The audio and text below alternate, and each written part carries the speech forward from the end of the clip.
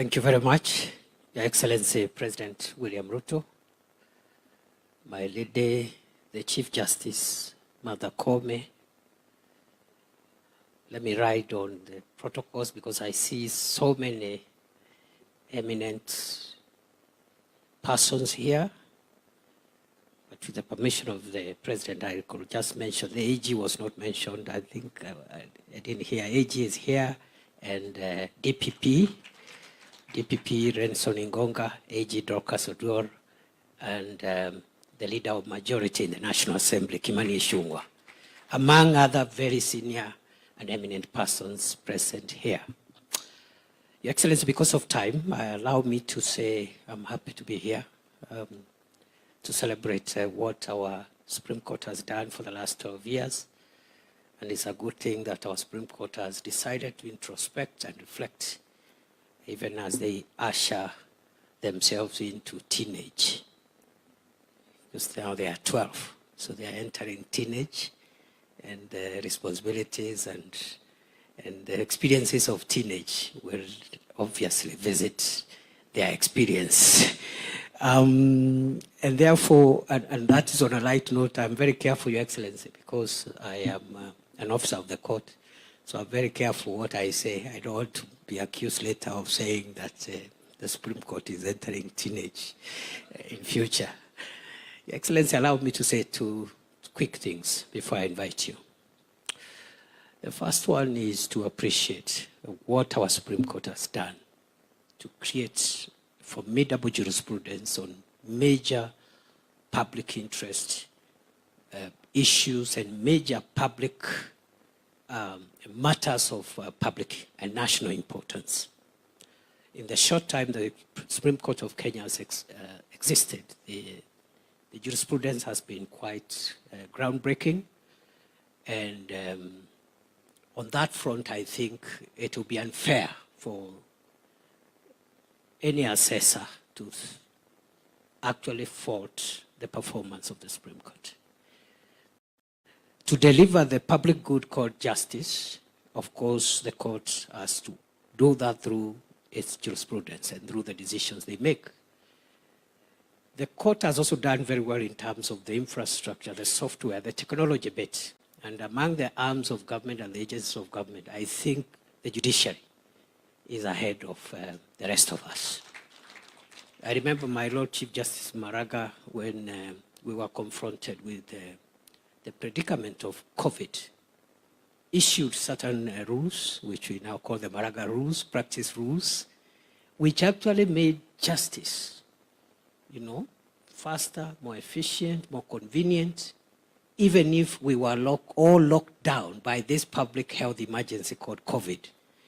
And even after COVID lapsed, it appears that the way of the future in the administration of justice will be through the virtual courts and making sure we spend little time or as less time as possible in physical engagements in courtrooms. So again, on the issue of technology and the software for delivering the jurisprudence or delivering justice, the Supreme Court has done a good job. The only little thing where perhaps there is a need to make progress, and I've already heard from our leadership, the Chief Justice and the other speakers, progress is being made. I am also aware, Your Excellency, you chaired a high-level discussion around that subject matter, the issue of physical facilities for the court, because that's the area where perhaps the Supreme Court needs to make sure they have a modern physical infrastructure for delivering justice. And other than that, I think on a fair assessment, the court has done a good job. The second and last issue, Your Excellency, I want to mention is I have been wondering, even as I got to look at the subject matter of this conference, while the Supreme Court, the other courts, especially the High Court also, and the Court of Appeal, have helped us start developing crucial jurisprudence on important issues like public participation, like public interest, and how we handle the tensions between these broad interests with individual rights and freedoms, which are also powerfully protected in our Bill of Rights. As a student of law, I'll be interested to, going forward, hear or learn what the Supreme Court and the other superior courts will tell us about, beyond public interest, whether there are other higher interests. And I'm saying this with a bit of bias, Your Excellency, because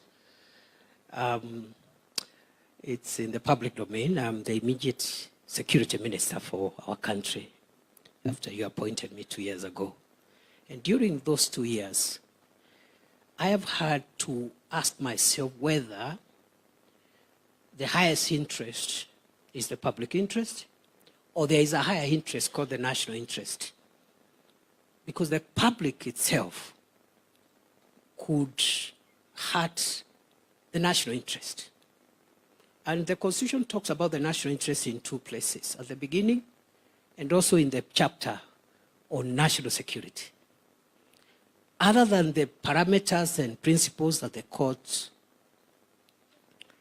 are helping us to understand about public interest, are there other higher values, primordial, existential, fundamental principles which are crucial to the existence of Kenya? Because the public can be mobilized or can mobilize itself to do the wrong things that threaten the existence of the state.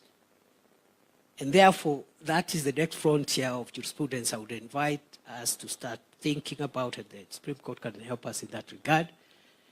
And very finally, I think the Chief Justice and the other speakers have ably brought out how we minimize the tensions between independence of the arms of government and the interdependence of the arms of government. That tension needs to be cleaned up a bit so that we do not hurt the four aspects of independence, especially for the judiciary: operational independence, administrative independence, financial independence, and decisional independence.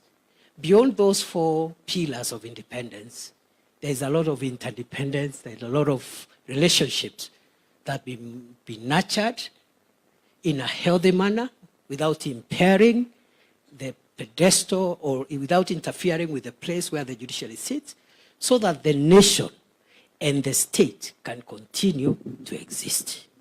Sorry, Your Excellency, nimesema mengi kidogo. And with those remarks, Your Excellency, I now want to ask all colleagues if we can be upstanding as we invite His Excellency the President to address us. Asante sana. Welcome, Mr. President.